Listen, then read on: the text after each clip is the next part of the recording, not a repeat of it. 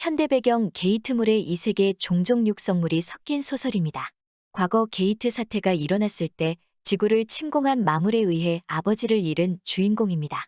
그런 주인공의 휴대폰에 갑자기 이상한 어플이 설치되는데 그것을 통해 주인공은 자신의 영혼과 이어진 이 세계의 종족과 연결되게 됩니다. 플레이어와 유닛의 관계가 된 것이죠.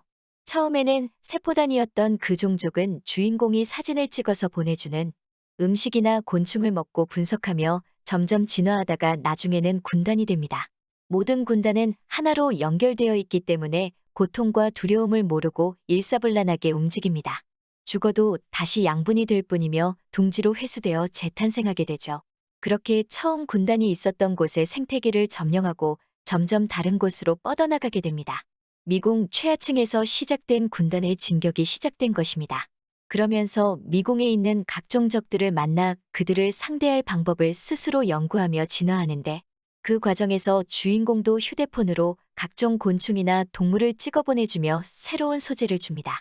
그런데 이 게임은 단순한 이색의 종족 육성물이 아닙니다. 주인공이 게임을 시작하는 그 시점, 지구를 비롯한 수많은 세계에서 주인공처럼 이 세계의 종족과 영혼이 이어지게 된 플레이어들이 탄생합니다. 그리고 서로와 싸우는 것이 목표라는 것을 알게 되죠. 게이트가 열리고 헌터가 활동하고 있는 지구에도 이 세계의 플레이어와 연결된 유닛들이 등장합니다.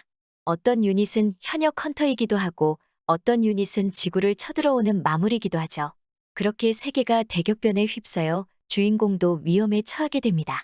특히 플레이어와 유닛은 영혼이 연결되어 있기 때문에 한쪽이 죽으면 다른 쪽도 죽습니다. 같은 지구인 플레이어라도 서로 자신의 종족은 다른 세계에 있는 경우가 있는데 게임의 룰은 다른 플레이어와 유닛을 죽이는 것이기 때문에 현실에서도 플레이어를 노린 살인이 일어나기도 합니다. 반면 서로 협력하는 플레이어도 있습니다. 그것도 모든 플레이어가 지구인인 것은 아니기 때문에 혼란은 더욱 가중화되죠.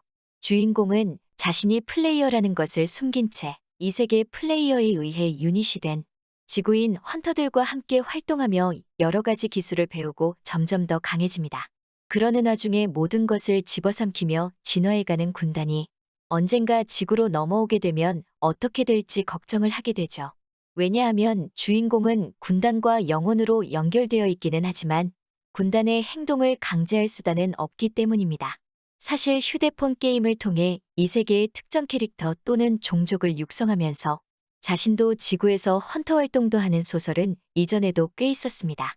하지만 그런 소설 중 대부분은 두 세계의 스토리가 별개로 진행되었죠. 서로를 강하게 해주지만 서로가 직접 만나지는 않는 경우가 대부분이고 혹은 일시적인 신의 아바타 형태로 주인공이 이 세계에 강림해서 힘을 발휘하는 정도인데 이 소설은 주인공의 의지와는 관계없이 독립적으로 자아를 형성하고 진화하며 모든 것을 집어삼키고 있는 군단을 주인공이 어떻게 바라보고 있는지가 꽤나 강조됩니다. 이번에 읽은 소설은 둘 다 괜찮았습니다.